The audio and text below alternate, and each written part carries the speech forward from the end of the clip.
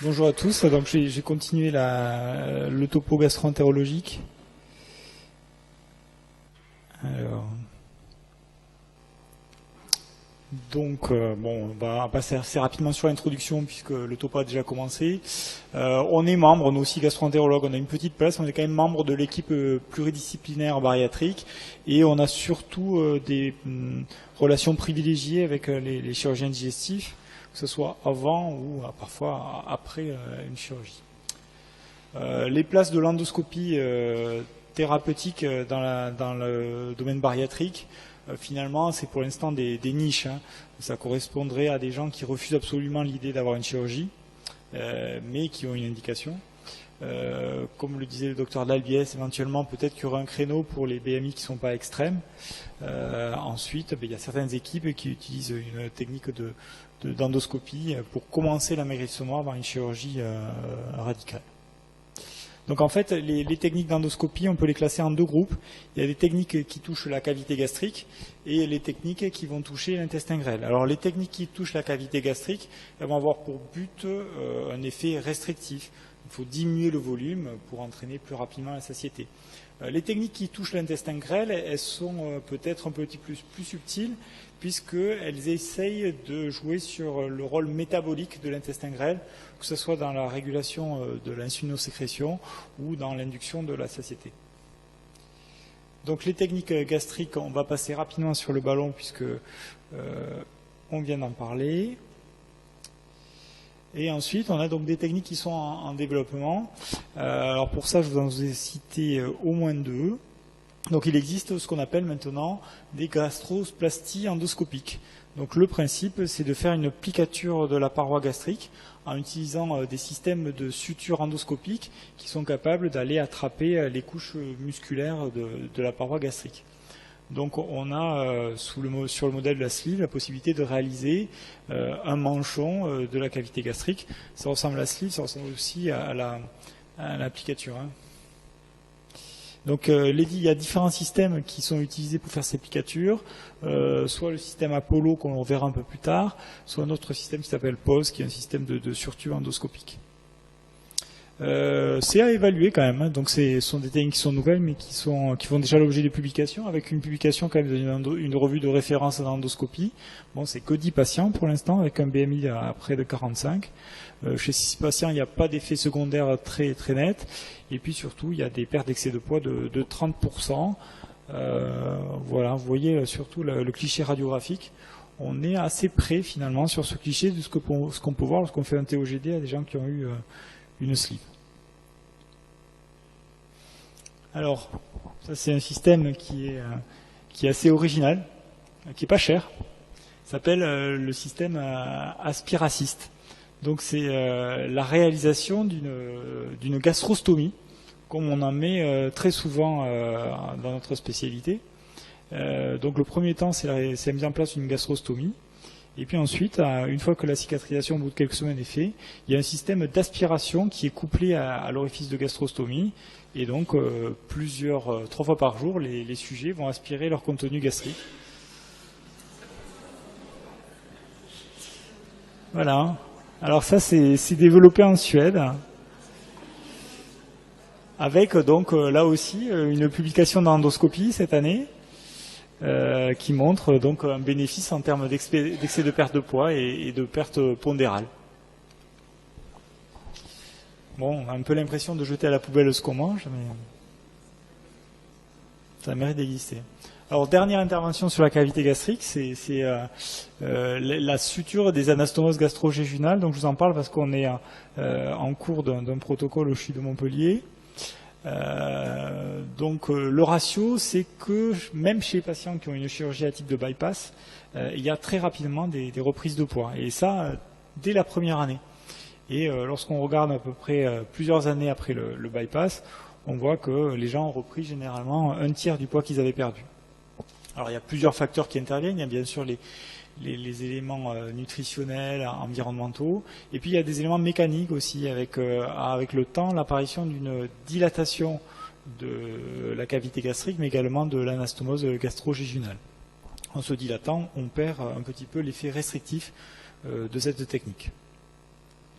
Donc pour ça, on va utiliser un système de suture endoscopique. Donc il s'agit d'une sorte de machine à coudre avec un dispositif qui est mis en place à l'extrémité d'un tube d'endoscopie.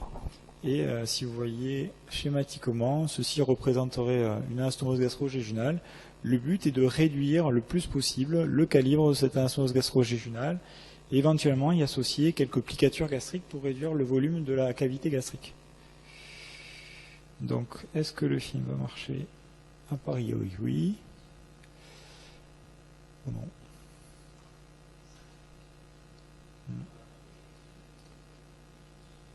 Ah, ça y est. Voilà, donc ça c'est une anastomose gastro-jejunale qui est large. Hein. Normalement, je crois que vous les calibrez à 3 cm, 2-3 cm. Là, on doit être facilement à 4-5 cm. Donc, en fait, le premier temps de cette intervention, c'est d'essayer d'abîmer l'anastomose. C'est pour ça qu'on y applique de la coagulation au plasma argon et qu'on essaye d'enlever de la muqueuse avec une pince à biopsie. Ça, c'est réalisé afin que les tissus qu'on rapproche puissent adhérer entre eux et puissent cicatriser entre eux. C'est vrai que c'est un peu long. Et ensuite, donc, il y a le système de suture. Donc, on va passer assez rapidement parce que finalement sur le film on ne comprend pas trop. Enfin, quoi qu'il en soit, il faut savoir que le fil passe d'une extrémité de l'endoscope à l'aiguille de manière alternée et que grâce à ça on fait l'équivalent de surjets qui permettent de suturer. Donc vous voyez, on a le résultat avant, donc la large anastomose, et ensuite on a le résultat après. Donc cette technique a pour but de diminuer l'anastomose. On ne doit pas pouvoir la franchir avec l'endoscope à la fin de l'examen. Donc on a une anastomose qui est infracentimétrique, qui mesure 6-7 mm. Voilà, donc ça c'est un deuxième exemple. Un deuxième exemple de réduction de l'anastomose. Donc on a actuellement une étude, donc ça c'est un TOGD après suture, hein, on voit très bien que le passage est très filiforme. Alors quand on fait ça, on se dit mais mon Dieu, qu'est-ce qu'on fait? On va rendre les gens totalement dysphagiques, on va devoir y retourner rapidement pour dilater. Et finalement non. Pour l'instant, sur les 15 patients qu'on a fait sur le CHU, on n'a pas eu de problème à type de sténose. Et ouais, plutôt l'inverse. Donc voilà, donc c'est assez paradoxal parfois l'endoscopie parce que sur certains patients post-basse-passe, on passe notre temps à dilater l'anastomose parce qu'ils sont dysphagiques, et chez d'autres patients, on crée des anastomoses thérapeutiques. Bon. C'est comme ça. Alors, l'évaluation scientifique de cette technique, bon, on va essayer de passer assez rapidement. Pour l'instant, on a surtout des séries qui sont relativement courtes et surtout avec des suivis qui sont également très courts. Enfin, quoi qu'il en soit, sur ces patients-là, on a des pertes pondérales et des pertes d'excès de poids qui sont significatives. Alors ensuite, deux dernières techniques gastriques que j'ai trouvées dans la littérature. Donc je ne sais pas si ça se développera, ça me paraît assez bon. La mise en place d'une endoprothèse. Alors une endoprothèse couverte avec une partie œsophagienne et puis une partie en collerette avec la cavité gastrique. Pour les auteurs, le fait d'appliquer cette prothèse sur le cardia aurait des effets en termes de diminution de la satiété. Après, on a un autre dispositif, une sorte de ballon finalement, qui est le shuttle transpylorique. C'est en fait, pour les auteurs, c'est une diminution de la vidange gastrique dans le duodénum grâce au mouvement de la cavité gastrique. Donc là aussi, ça aurait pour but de diminuer plus rapidement la satiété, d'atteindre plus rapidement la satiété. Voilà, donc ça c'était les techniques gastriques. Donc si on se résume, on a le ballon, mais comme on a vu, le ballon pour l'instant ça a été évalué et c'est pas remboursé par les autorités, donc c'est à charge des patients. On a l'applicature, peut-être que c'est une technique qui peut se développer, qui paraît assez intéressante, puisque dans la physiopathologie on est quand même assez proche de ce qui se fait en chirurgie. Puis ensuite on a d'autres dispositifs plus ou moins loufoques, donc on verra s'ils se développent ou pas. Donc les gestes sur le grêle maintenant. Donc comme je vous le disais en introduction, ça touche surtout le métabolisme du grêle proximal avec ses effets sur la régulation glycémique et la sécrétion de différentes hormones. Alors nous, on a une technique qui est en évaluation, qui utilise un dispositif qui s'appelle l'endobarrière. Et puis on a d'autres techniques que je vous citerai également. Donc l'endobarrière, voilà, c'est une gaine en fluoropropylène, une sorte de grosse chothèse plastique qui est mise en place par voie endoscopique avec une prothèse métallique qui va se fixer et s'insérer dans le bulbe. Alors ça va former ce qu'on appelle une exclusion duodénale et ça va retarder le mélange entre le bol alimentaire et les sécrétions biodigestives. Alors, on ne sait pas trop comment ça marche, la physiopathologie, mais néanmoins, ça entraîne un amaigrissement et une amélioration du diabète. Il y a quelques modèles animaux qui ont montré qu'il y avait plus de sécrétion de peptides anorexigènes chez les patients implantés, enfin chez les animaux implantés, et plus de sécrétion d'incrétine. Donc vous voyez ici, donc ça se voit mieux en scopie.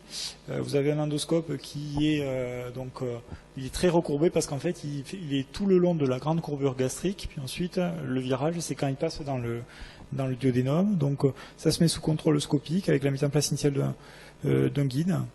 Ensuite sur le guide, on va pousser une petite capsule. Donc c'est pas évident parce qu'elle n'est pas dans l'endoscope. Et dans cette capsule, vous voyez, il y a la prothèse là qui est en train d'être libérée.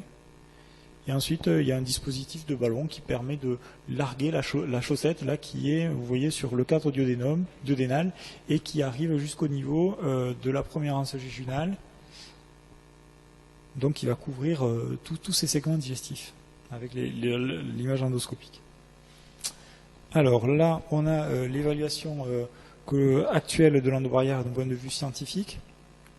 Donc là aussi, on a finalement des séries qui sont plutôt courtes, avec des suivis toujours pareils qui sont généralement pas plus de 12 mois après l'explantation du dispositif.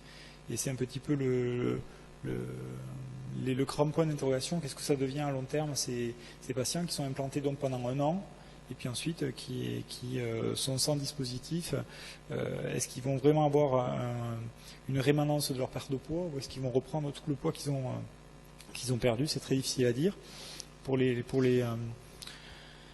gens qui travaillent sur l'endobarrière, ils mettent en avant la possibilité de faire ce qu'on appelle un reset duodénal avec une mise à jour des hormones qui aurait un bénéfice à long terme sur la perte de poids. Bon, ça reste encore à prouver.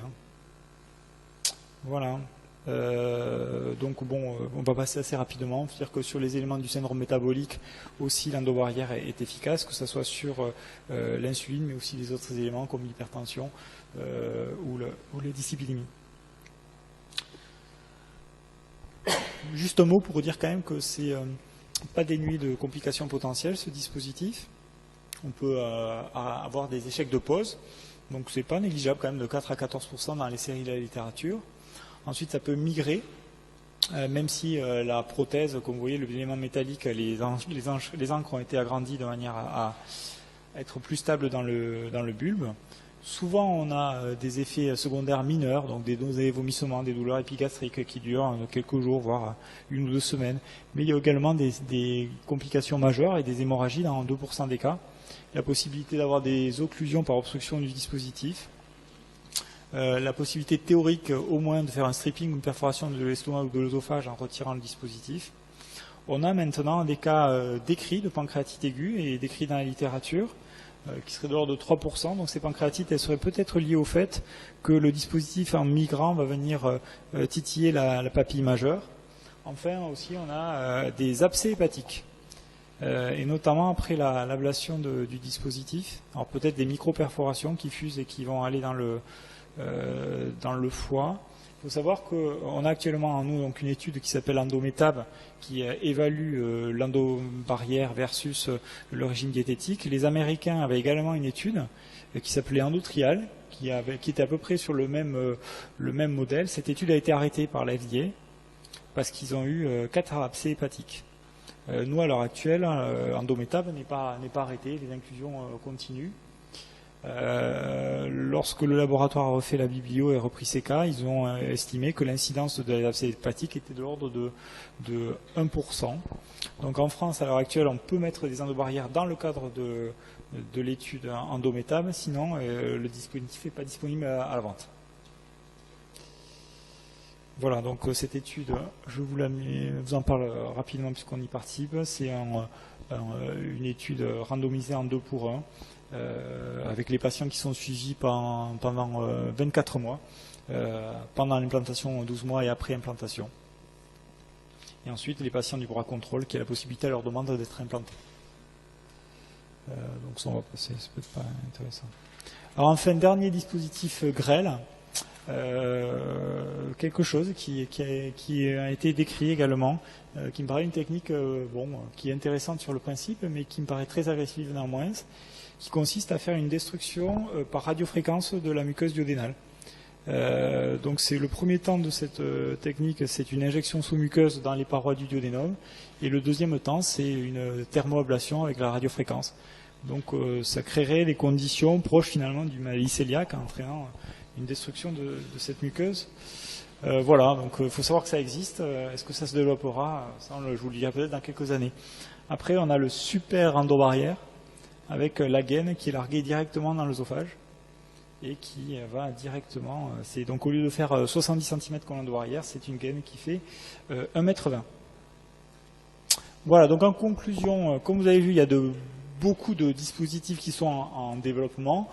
À l'heure actuelle, il n'y en a aucun qui est dans un arbre décisionnel. Donc, il faut faire attention. Pour l'instant, ce sont des techniques qui, certes, ont de l'avenir, mais qui n'ont pas, qui doivent être bien sûr évaluées. C'est pour ça que nous, notre rôle, c'est d'essayer d'évaluer ces techniques avec deux protocoles en cours, 2 STIX, c'est des évaluations médico-économiques, un pour l'endobarrière et un pour les sutures et l'instomosis gastro-jejunale, le post-bypass. Je vous remercie.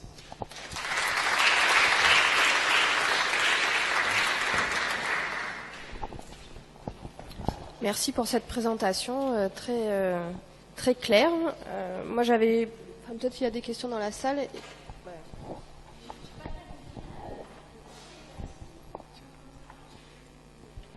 Alors, la prothèse, elle s'insère dans le bulbe avec des petits picots.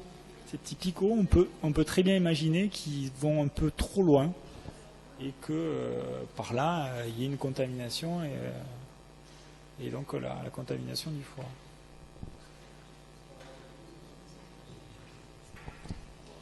Par voie rétrograde, tu veux dire? Il y a eu des cas décrits quand même de pancréatite avec l'endobarrière, donc on peut imaginer qu'on ait aussi une angiocolite et des abcès. Oui, alors là, le mécanisme paraît quand même, il faudrait quand même passer à travers une papille qui est normalement continente.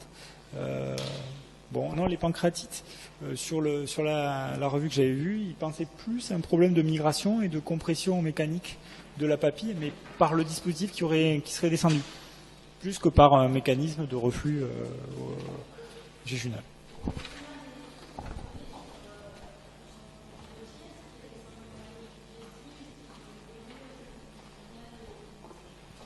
Alors, au retrait, j'aurais du mal à te le dire parce que pour l'instant j'en ai mis, je ne l'ai pas retiré. Quoi qu'il en soit, on a des lésions digestives, oui, au retrait. C'est-à-dire qu'on a les zones d'impaction qui se voient clairement. Après, généralement, ce sont des symptômes qu'on contrôlera bien avec des IPP, je pense, sans trop de difficultés. Si on a des complications un petit peu d'abcès, on aura une clinique qui sera beaucoup plus franche et qui permettra de faire le diagnostic.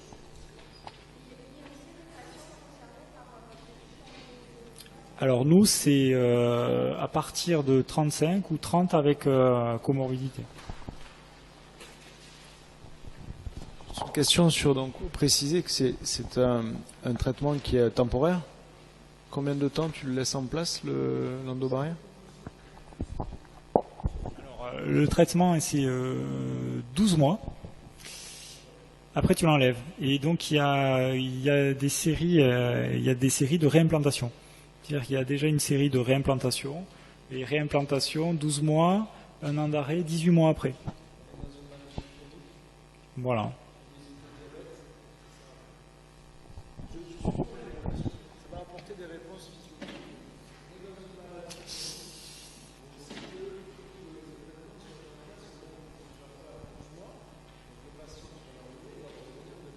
Oui, écoute, On parle de maladies chroniques, après on a quand même pour certaines maladies chroniques pris l'option de faire des traitements séquentiels. Quand on parle de cancérologie, cancérologie digestive, ce sont des patients chez qui on sera amené à faire plusieurs lignes de traitement. Bon, voilà. Ah, dans le raisonnement, je pense pas que le reset iodénal soit suffisant pour maintenir la perte de poids long cours. Donc oui, ce sont des patients qui seraient réfractaires à une prise en charge chirurgicale, mais qui seraient à même de subir plusieurs endoscopies, quoi.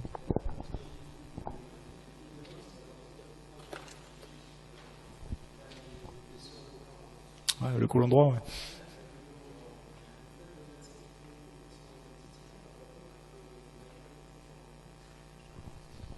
Écoute, écoute, je sais pas, moi je pense que ces dispositifs, c'est bon. Peut-être qu'il y a, tu sais qu'il y a déjà d'autres dispositifs qui sont en développement avec de prothèses dents dans les prothèses. C'est bon, c'est une voie de recherche. Je pense qu'il faut l'évaluer, voir ce que ça donne.